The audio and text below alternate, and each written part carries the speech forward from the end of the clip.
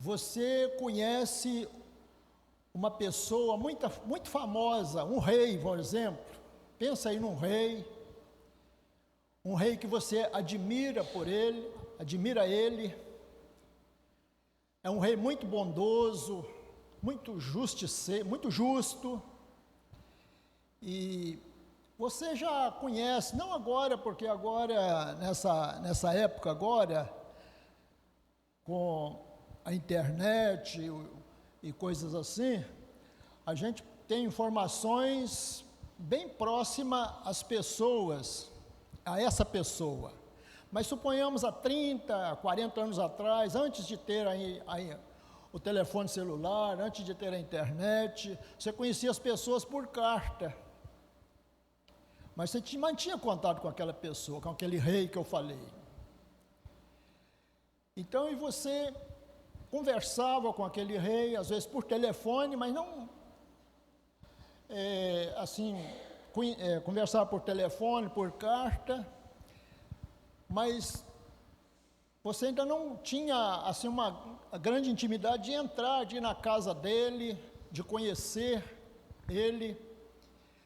E aí então você pede a ele para que ele dê permissão, para que você possa conhecê-lo mais perto, ter mais intimidade lá no seu palácio, lá no seu reino. Então, vamos pensar nisso aí, né? Nessa hipótese. Vamos formar esse personagem hipotético, né? E vamos nos colocar assim conforme nós quiséssemos ver, conhecê-lo. Então, é desta forma. Pensando nisso, então nós podemos entrar no assunto de hoje, o que aconteceu com Moisés. Moisés, ele quis que Deus mostrasse a sua glória. Mas para isso nós temos que voltar um pouco mais atrás, lá em Êxodo 33, 1 a 14. Os irmãos podem abrir a Bíblia aí, Êxodo 33, 1 a 14. Nós vamos ver a trajetória de Moisés, de lá onde ele foi chamado para servir ao Senhor, até nesse ponto aqui de Êxodo 33.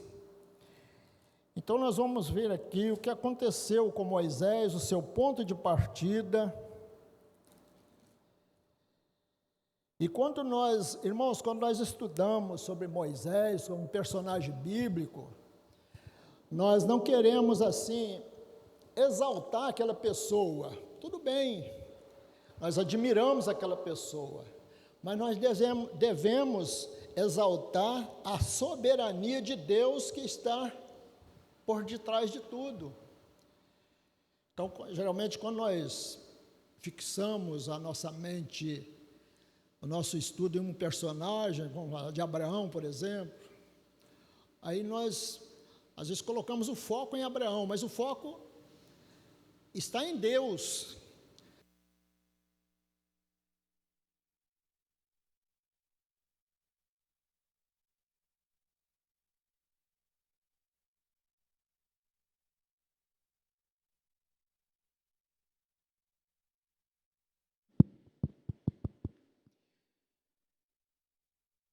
É porque a pessoa, ela foi usada como instrumento, a mesma coisa de uma guitarra, um violão. Ele está ali, mas é preciso de alguém ali usar aquele instrumento. Assim somos nós. Nós também somos instrumentos na mão do Senhor. Cada um é usado de uma maneira. Um é usado para pastorear a igreja, outro é usado como presbítero, como diácono, outro como crente, né, como aquele que, ouvinte da palavra de Deus, como discípulos, mas todos nós somos instrumentos na mão do Senhor. Então nós vamos aqui ler, para os irmãos vamos ver esse personagem, Moisés, diz assim, Êxodo 3, diz assim: apacentava Moisés o rebanho de Jetro, seu sogro, sacerdote de Midian, E levando o rebanho para o lado ocidental do deserto, chegou ao monte de Deus, a Horebe. Apareceu-lhe o anjo do Senhor numa coluna de fogo, no meio de uma sarça. Moisés olhou, e eis que a sarça ardia no fogo, e a sarça não se consumia. Então disse consigo mesmo: irei para lá e verei essa grande maravilha, porque a sarça não se queima. Vendo o Senhor que ele se voltava para ver, Deus, do meio da sarça, o chamou e disse: Moisés, Moisés, Moisés. E ele respondeu: eis-me aqui. Deus continuou: não te chegues para cá, tira as sandálias dos pés, porque o lugar em que estás é terra santa. E disse mais: eu sou o Deus de teu pai, o Deus de Abraão, o Deus de Isaque e o Deus de Jacó. Moisés escondeu o rosto, porque temeu olhar para Deus. E disse ainda o Senhor: certamente vi a aflição do meu povo, que está no Egito, e ouvi o seu clamor por causa dos seus exatores. Conheço-lhe o sofrimento. Por isso desci, a fim de livrá-lo da mão dos egípcios, e para fazê-lo subir daquela terra a uma terra boa, e ampla, terra que emana leite e mel, o lugar do cananeu, do Eteu, do Amorreu, do Ferizeu, do Eveu e do Jebuseu. Pois o clamor dos filhos de Israel chegou até mim, e também vejo a opressão com que os egípcios os estão oprimindo. Vem agora, e eu te enviarei a Faraó, para que tires o meu povo, os filhos de Israel, do Egito. Então disse Moisés a Deus: quem sou eu para ir a Faraó e tirar do Egito os filhos de Israel? Deus lhes respondeu: eu serei contigo, e este será o sinal de que eu te enviei. Depois de haveres tirado o povo do Egito, servireis a Deus neste lugar.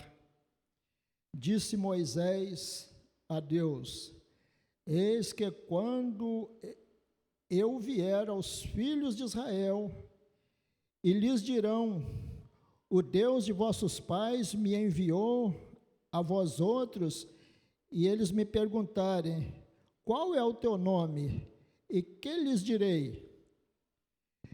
E disse Deus a Moisés: eu sou o que sou. Disse mais: assim dirás aos filhos de Israel: eu sou, me enviou a vós outros. Então aqui está o ponto de partida de Moisés, a trajetória dele, deste chamado, até aqui no capítulo 33 de Êxodo, e onde nós vamos ancorar a nossa mensagem nesta manhã. Pois bem, Moisés estava ali, naquele lugar. Ele apacentava as ovelhas do seu sogro, e pelas contas, Moisés morreu com 120 anos, ficou 40 anos no deserto, e aqui ele estava já com 80 anos de idade. 80 anos. Então Moisés tinha tudo estava ali confortavelmente, convivendo com o sogro ali, já era casado, tinha 2 filhos, apacentava ali as ovelhas, as cabras do seu sogro, podia ficar ali uma vida boa, mas ali Deus o chamou para um trabalho novo, um desafio novo, para libertar, para um trabalho árduo, um trabalho difícil humanamente falando, mas fácil para Deus. Precisava Moisés somente confiar em Deus e passar a ser instrumento nas mãos de Deus, confiar a Deus ou em Deus a sua vida, os seus afazeres. Isso aqui nos traz uma lição interessante, porque muitas das vezes nós estamos na nossa vida, que nós achamos uma vida de conforto, mas aí nós conhecemos Jesus, e aí antes não havia luta, não havia dificuldade, agora nós conhecemos Jesus, nós passamos a ser crentes, crentes em Cristo, e agora começa a vir lutas sobre nós, provações, então nós passamos a lutar, nós saímos da nossa zona de conforto e passamos então a ter uma luta grande. Mas essa luta, Deus não chamou, no caso aqui, Moisés para liderar um povo, uma média de 1.800.000 pessoas saindo do Egito, ou mais, considerável, né? Pelas contas que se faz. Então, Deus chamou Moisés para libertar e liderar este povo. Mas o interessante é que Deus, Ele não nos chama para, por exemplo, liderar um povo. Deus chama, sim, pessoas para serem pastores, serem missionários, ter funções na obra de Deus, no reino de Deus. Mas a relevância disso aí está em a pessoa sair da sua zona de conforto, ter o seu ponto de partida para lutar contra uma luta difícil, que é o pecado. Então, todo crente em Cristo, quando ele sai ali do seu ponto de partida, quando ele ouve a voz de Deus e fala, eis-me aqui, ele está dizendo que ele entrega sua vida a Jesus, então ele passa a lutar contra o pecado deste mundo, ou seja, contra a si mesmo. Então nós fazendo esta aplicação aqui de Moisés, aí Moisés então, a história que nós já conhecemos, né? Ele resgatou o povo do Egito. Eu não vou repetir aqui a história, porque já sabe, nós já sabemos aqui a história. E agora, então, o povo sai do Egito, vem para o Monte Sinai, ali. E agora, então, nós vamos meditar aqui no capítulo 33. Capítulo 33, que é o nosso texto básico. Mas antes disso, nós podemos ver aqui o contexto aqui, que está inserido esse texto, nós vemos a luta que Moisés teve. Deus mandou que Moisés fosse ao monte para receber os mandamentos, as leis de Deus para o povo, porque até então o povo vivia sem leis. No Egito, o povo não conhecia Deus através do ensinamento dos pais que eles passavam, né? Mas agora o povo então precisava ouvir de Deus regras, leis, estatutos, para que o povo andasse de acordo com a vontade de Deus e principalmente não adorasse outros deuses. Agora Moisés sobe para o monte, onde recebe os mandamentos, as tábuas da lei. Moisés desce do monte com as tábuas da lei, chegando ali, o povo estava adorando o bezerro de ouro e o povo pediu a Arão que fizesse o bezerro de ouro para que eles adorassem. Então, adorar uma coisa visível. Agora Moisés, então, quando desce do monte, vê o povo adorando ali aquele bezerro.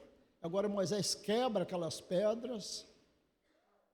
Deus manda ele escrever novas tábuas da lei. Então esse é o contexto. E depois, então, Deus fala que não iria com o povo, porque o povo desobedeceu, o povo estava rebelde. Deus não iria com o povo. E Moisés diz: Senhor, vá conosco. Vem conosco. Se não fores conosco, não vai adiantar. Deus falou que ia mandar o anjo. Eu falei: não, o anjo não queremos a tua presença. Então, Moisés chegou a ponto de dizer: se não fores conosco, risque o meu nome do livro. Então, essa foi a palavra. Quando Moisés disse isso, Moisés estava fazendo, não é que Moisés estava irado, mas Moisés estava fazendo conta daquilo, mas fazendo causa daquilo, a presença de Deus no meio do povo. E um fato interessante é que Moisés, quando ele falava com Deus face a face, mas ele não via a face de Deus, ele só via a voz de Deus bem próximo a ele. Aqui ainda no capítulo 33, a partir do verso 7 até o versículo 11, 33, 7 a 11, diz assim: Ora, Moisés costumava tomar a tenda e armá-la para si, fora, bem longe do arraial, e lhe chamava a tenda da congregação. Todo aquele que buscava ao Senhor saía à tenda da congregação, que estava fora do arraial. Quando Moisés saía para a tenda fora,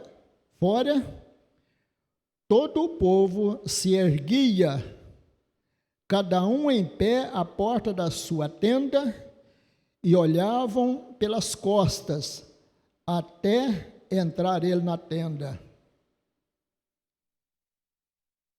Uma vez dentro Moisés da tenda, descia a coluna de nuvem e punha-se à porta da tenda, e o Senhor falava com Moisés. Todo o povo via a coluna de nuvem que se detinha à porta da tenda, todo o povo se levantava e cada um à porta da sua tenda adorava ao Senhor. Falava o Senhor a Moisés face a face, como qualquer fala ao seu amigo.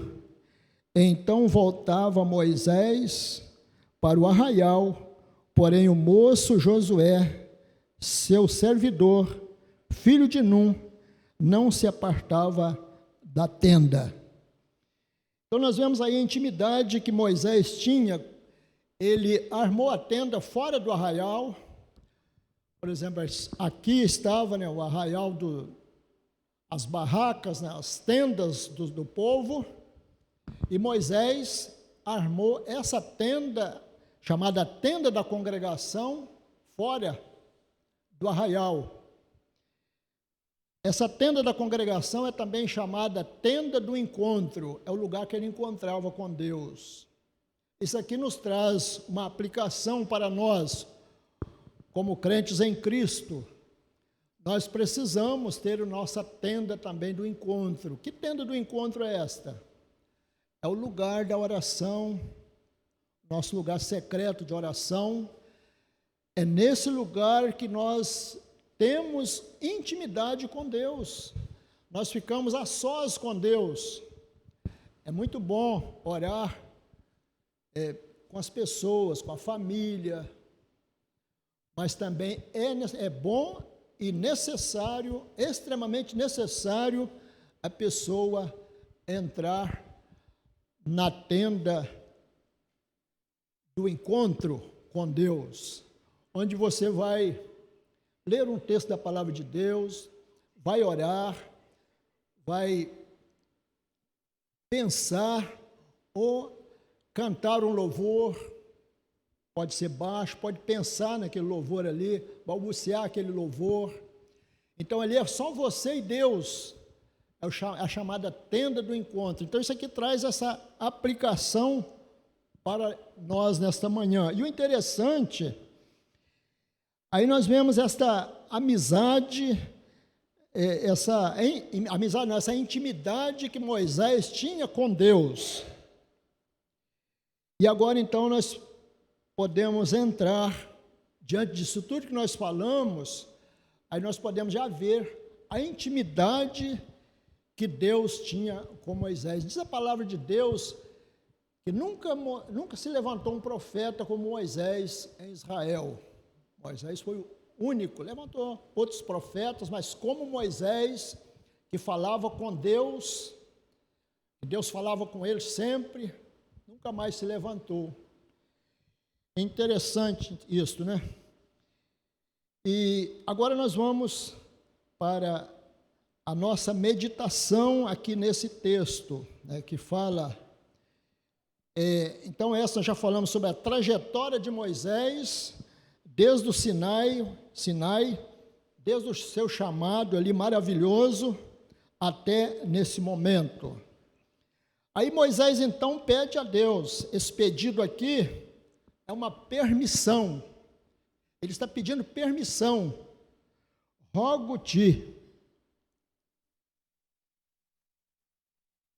E disse, aí primeiro disse o Senhor a Moisés, farei também isto que disseste, porque achaste graça aos meus olhos, e eu te conheço pelo teu nome.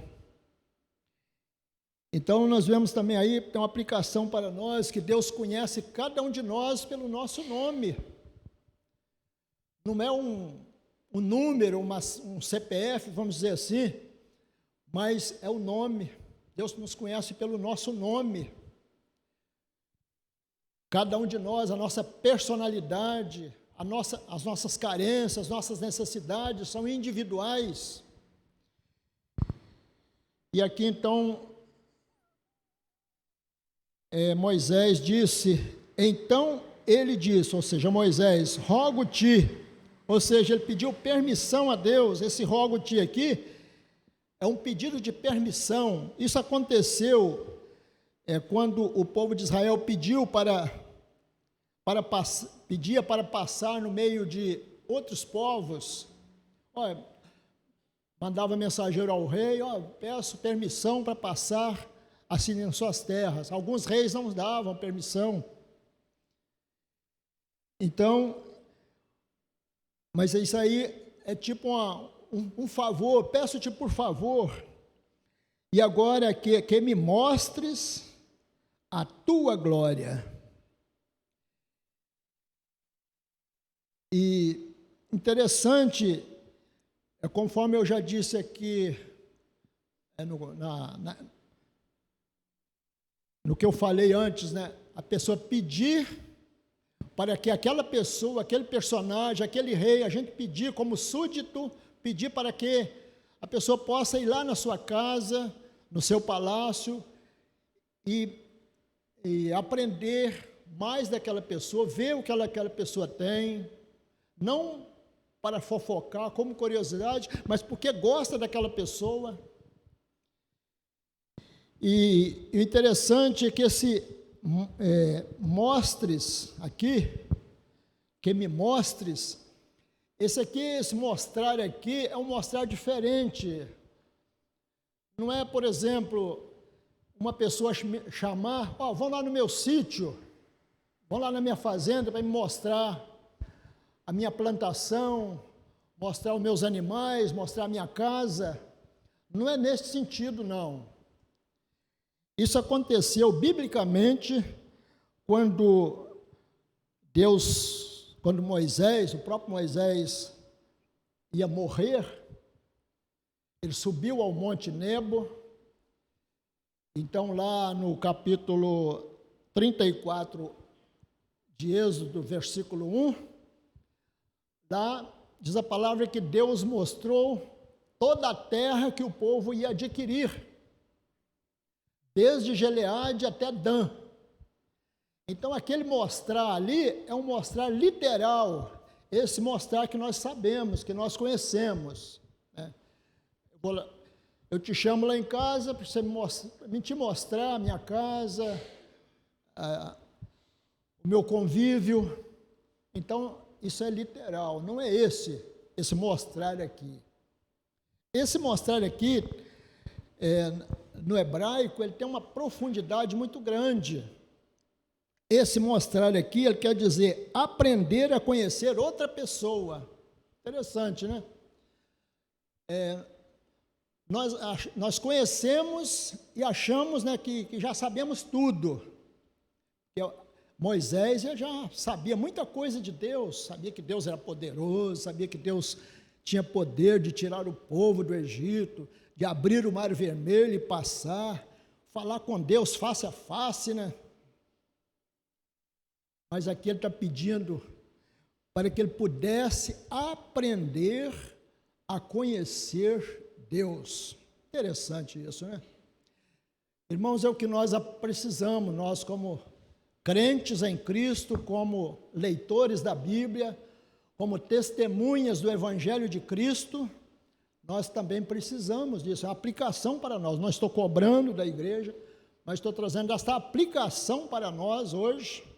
Nós precisamos aprender a conhecer Deus pessoalmente, porque Deus não é uma pessoa que está distante, Ele não está distante de nós, Ele é também pessoal. Depois nós vamos ver isso, no descorrer da lição, nós vamos ver isto. Então,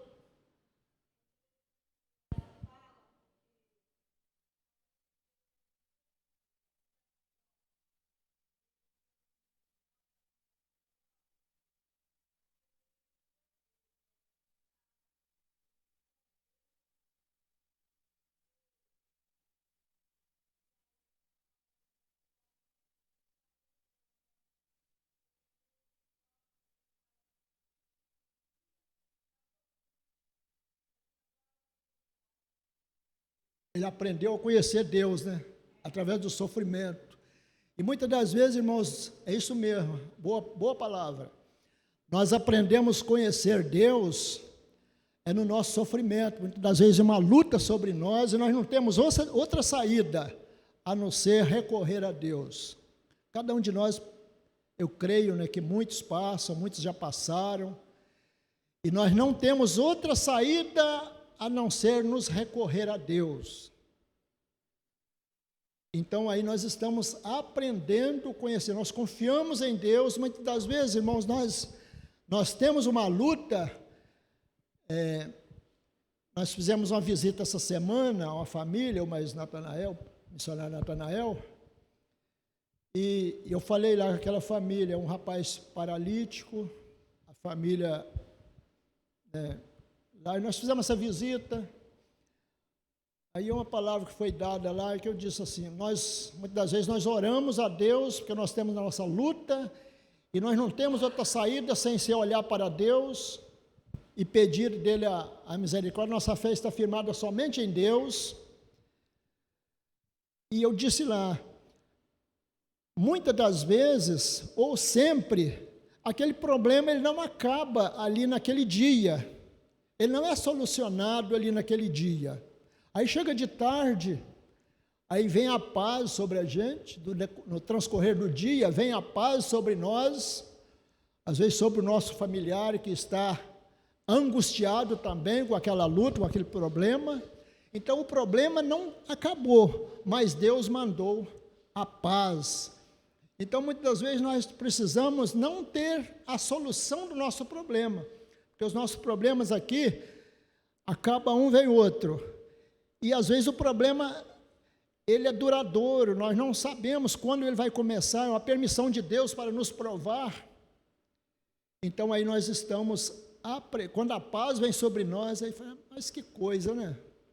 O problema não acabou, o problema está aí ainda, mas eu estou sentindo bem, estou sentindo paz. Então isso é conhecer, é aprender, conhecer Deus pessoalmente. Interessante, vamos dar continuidade aqui. Aprender a conhecer outra pessoa, esse sentido desse mostres aqui. Então, esse conhecer é necessário que ele seja prazeroso. É necessário que ele seja prazeroso. É necessário tornar prazeroso o ato de compreender, descobrir, construir e reconstruir conhecimento, para que não seja passageiro, momentâneo, coisa de um dia, para que se mantenha ao longo do tempo e para que valorize a curiosidade.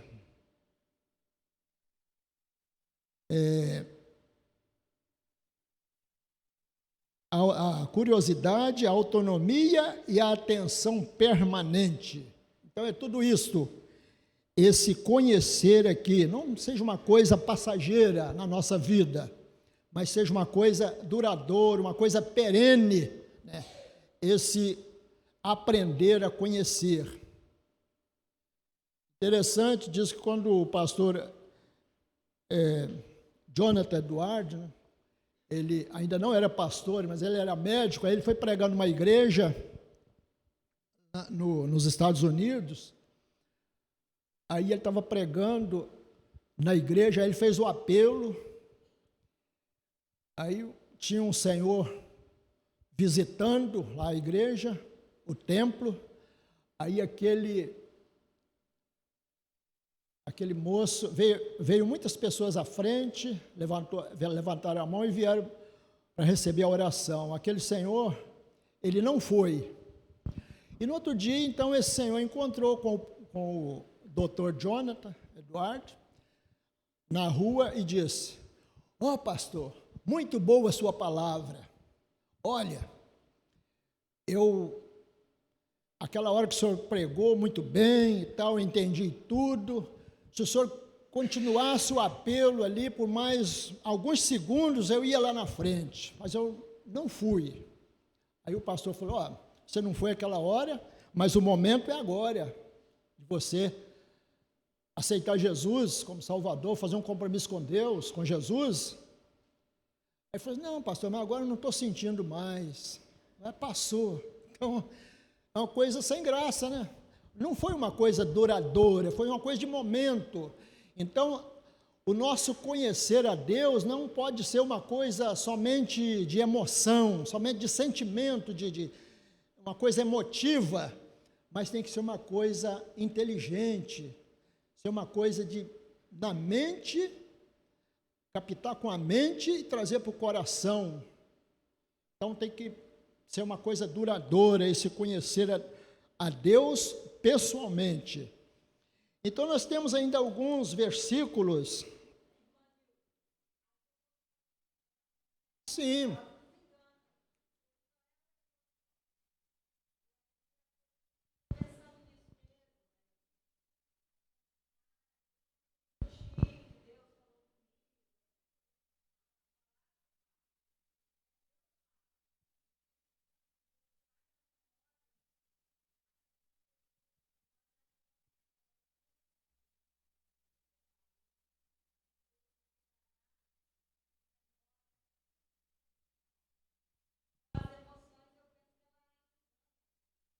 Isso mesmo.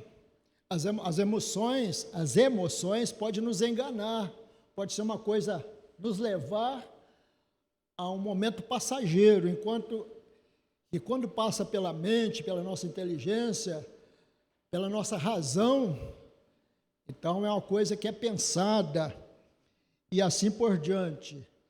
Então,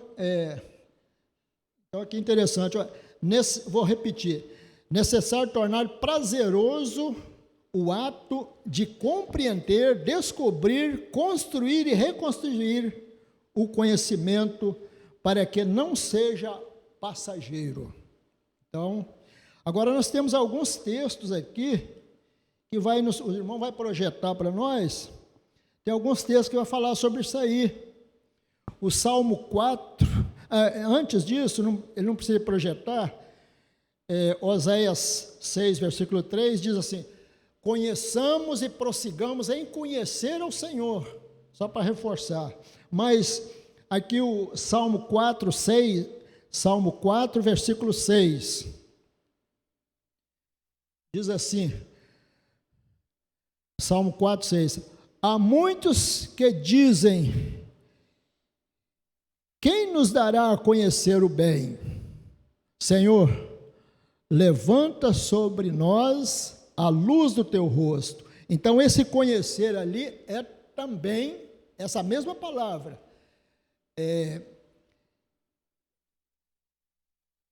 Aprender a conhecer. Essa palavra ali, conhecer ali, ela lá no original, porque a pessoa, irmão, não precisa ser pastor, não precisa ter teologia. Hoje em dia, com as informações, é só você comprar uma Bíblia, chave bíblica, né? O Rodrigo ali, depois pede informação ao Rodrigo Quadros, que ele te dá todas as dicas ali, ele gosta dessa parte aí de literal aí, né, de aprendizado aí. Então não precisa ser um teólogo, não precisa ser um doutor para saber sobre determinadas coisas. Aquilo que é básico, aquilo que serve para nós no momento ali, a gente recorre ali à nossa fonte e traz para nós o necessário, né? Então é isso. Então esse conhecer aqui, agora outro texto, Miqueias capítulo 7, versículo 15. Diz assim, Miqueias 7,15: eu lhe mostrarei maravilhas, para que nos dias da tua saída, como nos dias da tua saída da terra do Egito. Então, esse mostrarei ali, também é a mesma coisa, aprender a conhecer. Agora aqui, voltando aqui certamente vocês estão aí com a Bíblia aberta no capítulo 33, nós podemos ver no versículo 20 aqui,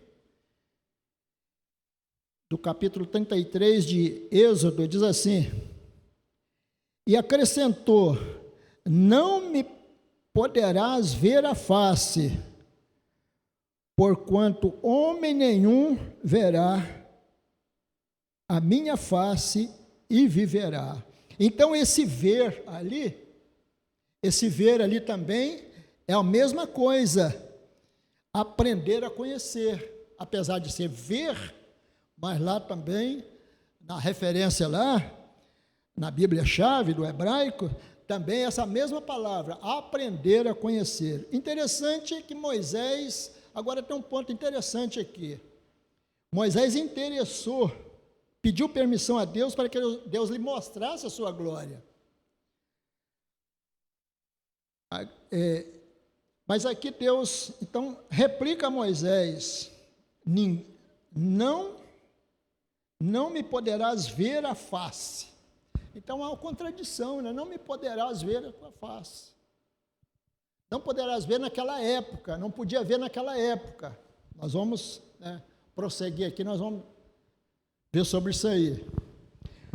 Então, aqui essa parte aqui.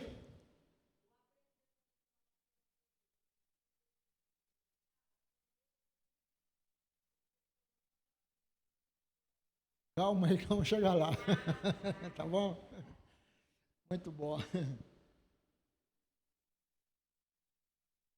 O Salmo 76:1 diz assim, conhecido é Deus em Judá. É só uma referência aqui, Porque quando Deus deu a vitória ao povo de Israel, lá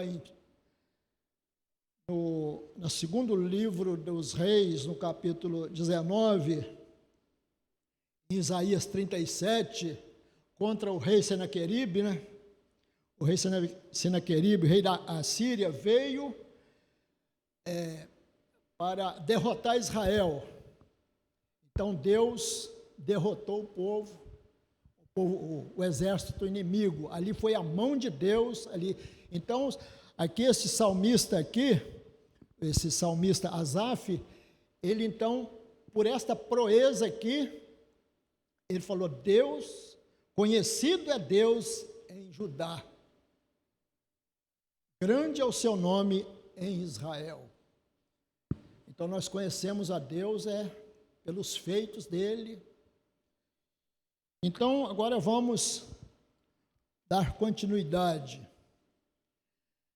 Agora, por que Moisés, vamos responder isso aí, vamos fazer uma pergunta na nossa mente e vamos responder. Por que Moisés queria tanto aprender a conhecer Deus? Moisés já não sabia, conforme dissemos, Moisés já não sabia que era Deus. Por que ele queria conhecer Deus mais e mais? Vamos lá para Hebreus, vai nos responder. Para essa resposta, vamos recorrer à Bíblia. Hebreus capítulo 11, 23 a 27. Hebreus 11, 23 a 27. Vou abrir aqui. Está sendo projetado, eu vou abrir aqui também.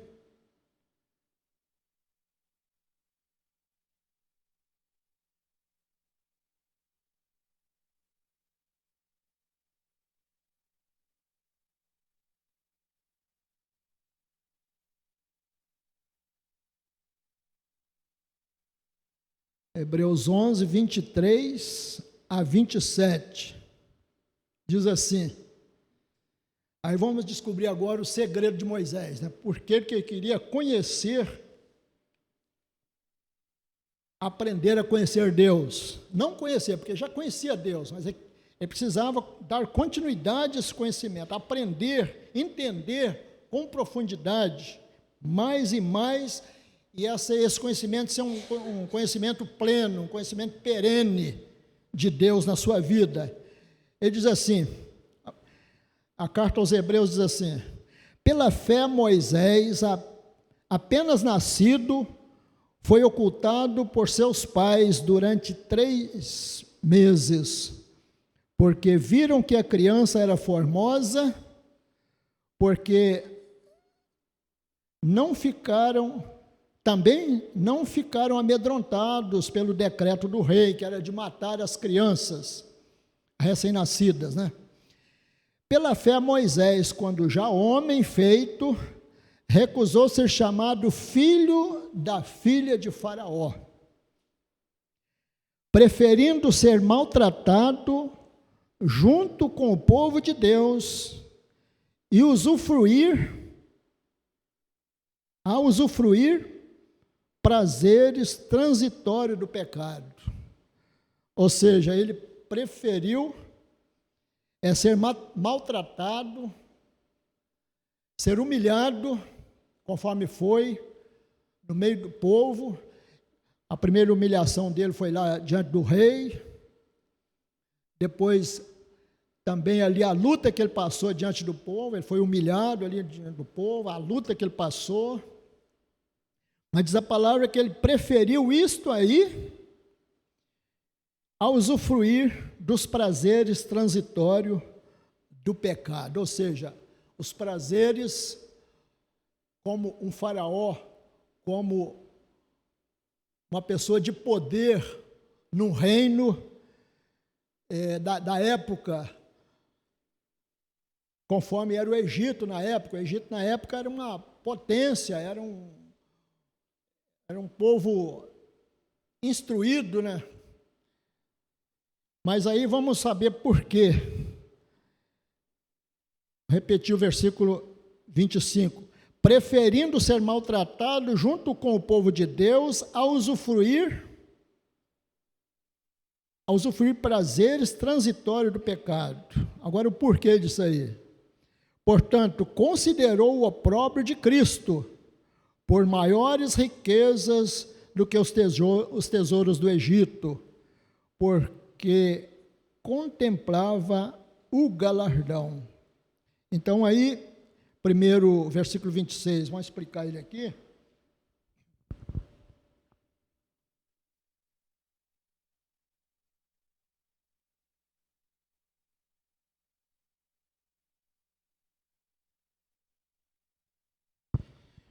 O versículo 26, porque considerou o opróbrio de Cristo por maiores riquezas do que os tesouros do Egito. Então, o opróbrio ali é a cruz de Cristo, a humilhação de Cristo. Ele considerou isto, apesar dele não estar vendo, não estar vivendo aquilo que nós vivemos hoje, né? Hoje nós vivemos após a crucificação de Cristo, após a sua ressurreição. Então, nós temos um arsenal, temos muita coisa a nosso favor. Depois nós vamos falar sobre isso aí. Agora vem a explicação. Porque contemplava o galardão. Que galardão é esse? É a recompensa da eternidade. Pela fé, ele abandonou o Egito, não ficando amedrontado com a cólera do rei.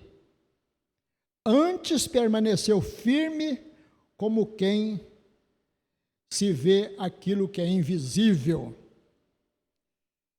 Então, ele ficou firme na fé, como quem uma pessoa que está vendo o invisível. Ele preferiu ser maltratado com o povo de Deus, ele preferiu o opróbrio de Cristo, apesar de ele não estar vivendo o ambiente de Cristo, a humilhação da igreja de Cristo, depois, já na nossa era. Então, ele preferiu, mas é porque ele esperava aquilo que é invisível, ou seja, a eternidade. Então, dando continuidade, agora também, diante disso tudo que nós já falamos, agora nós podemos, aí nós já vimos a motivação, explicamos a motivação de Moisés em querer ver Deus, aprender de Deus. Agora nós vemos a igreja. A igreja pode ver a glória de Deus? Então, qual é também a nossa motivação em ver a glória de Deus? A nossa motivação em ver a glória de Deus, ela está em Colossenses, capítulo 1, versículos 13 a 20. E vamos dar ênfase ao capítulo. Diz assim: Ele nos libertou do império das trevas e nos transportou para o reino do Filho do seu amor. Versículo 14. No qual temos a redenção, a remissão dos pecados. Aqui, quem? Ele é Deus. Porque o versículo anterior, aí fala, no qual, o versículo anterior, ele nos libertou, mas ele quem? Deus. Deus nos libertou. O versículo 12 fala disso aí. Primeiro foi Deus, o apóstolo Paulo aqui fala, dando graças ao Pai, que nos fez idôneos à parte, que nos cabe da herança dos santos na luz. Então aqui ele está falando do Pai, que nos fez idôneos, ou seja, nos fez capazes, nos capacitou, nos permitiu, isto é, qualificou, tornou-se capaz deste reino. Agora o versículo 3, Ele, Deus, nos libertou do império das trevas e nos transportou para o reino do Filho, do seu amor. versículo 14, no qual temos a redenção, a remissão dos pecados. Versículo 15, este é a imagem de Deus, do Deus invisível, o primogênito de toda a criação. Então aí nós vemos aquilo, aqui mostra, pois nele foram criadas todas as coisas, nos céus e sobre a terra, as invisíveis e as invisíveis, sejam tronos, sejam soberanias, quer principados, quer potestade, tudo foi criado por meio dele e para ele. Versículo 17. Ele é antes de todas as coisas, nele tudo subsiste. Versículo 18. Ele é o cabeça do corpo da igreja, ele é o princípio, o primogênito de dentre os mortos, para em todas as coisas ter a primazia. Então aí está, nós temos condições de ver a glória de Cristo, de Deus, ver a glória de Deus, temos, em Cristo Jesus. A nossa dificuldade, a nossa limitação desse alcance, nós temos uma grande limitação, porque nós não nos aprofundamos muito nisso aí. O sacrifício de Cristo na cruz, a morte de Cristo, nós precisamos entender com profundidade o sofrimento de Cristo, a morte, a ressurreição. Nós precisamos entender com profundidade a mensagem dos apóstolos. Nós precisamos entender a profundidade da mensagem do Evangelho de Cristo. Então, quando nós olhamos para Cristo, quando nós queremos ver a glória de Deus, então nós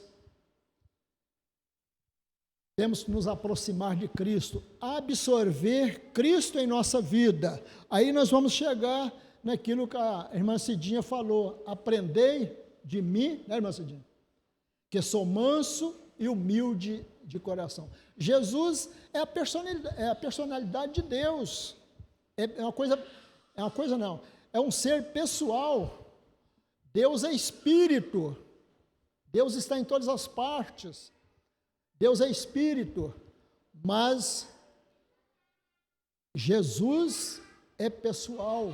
Jesus sabe das nossas lutas, das nossas dificuldades, e Ele ainda enviou o Seu Espírito Santo para nos convencer daquilo que nós somos, pecadores, precisamos da glória de Deus. Então, a imagem do Deus invisível, o primogênito de toda a criação. E aí nós vamos concluir aqui a nossa palavra nesta manhã. E para a nossa conclusão, vamos abrir o nosso inário no hino 135. Vamos meditar na letra desse louvor. 135. Eu confesso aos irmãos que quando eu estava meditando nessa palavra, todo momento, eu tenho assim, uma dificuldade eu tenho que escrever as coisas que eu preciso, eu tenho que escrever, que a memória falha. Isso não é idade, não, eu sempre fui assim. Eu tenho que escrever, eu tenho facilidade às vezes de falar em alguma coisa de improviso, mas lembrar de coisas assim, escritas, então eu tenho essa dificuldade. Não é de hoje não, é de muito tempo. Tem pessoas que já nascem assim, diz que é dislexia, né? Um negócio assim. Nosso irmão ali, o Jesus, explica mais sobre isso aí, né? Que é professor. Então, irmãos, aí toda hora que eu meditava nessa palavra, que eu ia separava o tempo para ler essa palavra, aí eu olhava, e o louvor? Aí eu não precisava estar escrito o louvor, não, ele vinha na minha mente, esse louvor, mais de Cristo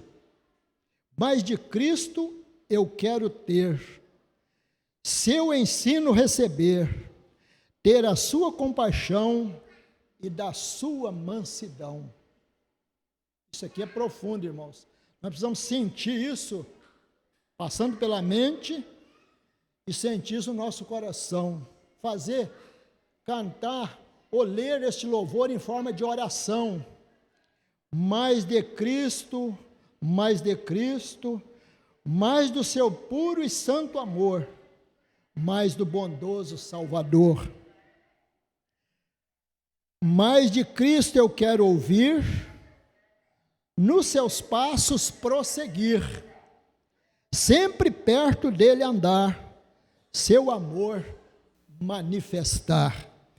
Irmãos, tudo que nós precisamos na nossa vida para aprender a conhecer Deus é isso aqui. Está condensado, está resumido aqui nesta oração, nesse louvor. Aí, voltando no histórico deste louvor, esse louvor aí, se os irmãos verem aí, no final desse louvor embaixo aí, tem as iniciais aí, tem as primeiras iniciais aí, E-L, Hewitt, deve ser isso mesmo, Hewitt. Esse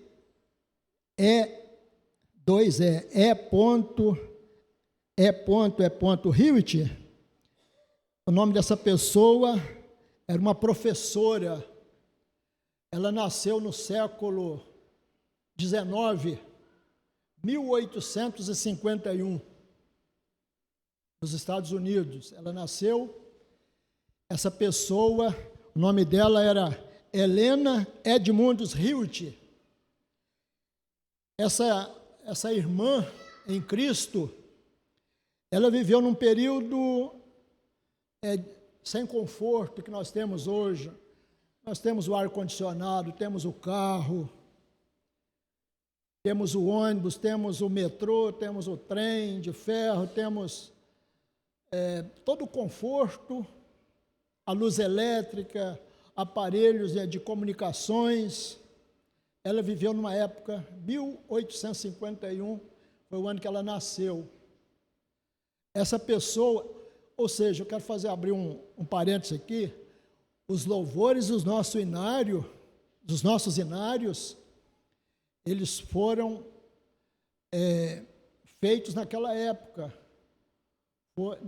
de desconforto, foram louvores que foram forjados no sofrimento.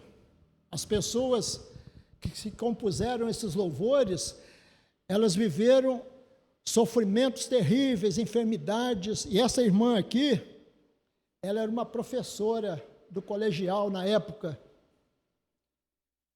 Ela viveu a maior parte da sua vida deficiente, em cadeiras, e naquela época não tinha cadeira de rodas que nós temos hoje, cadeira elétrica, não a cadeira elétrica de matar os outros, mas a cadeira elétrica que eu falo, motorizada.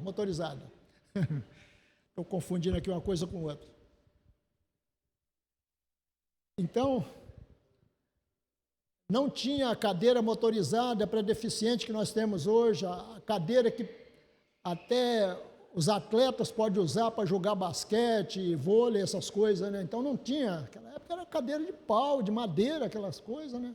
Não tinha nem plástico naquela época.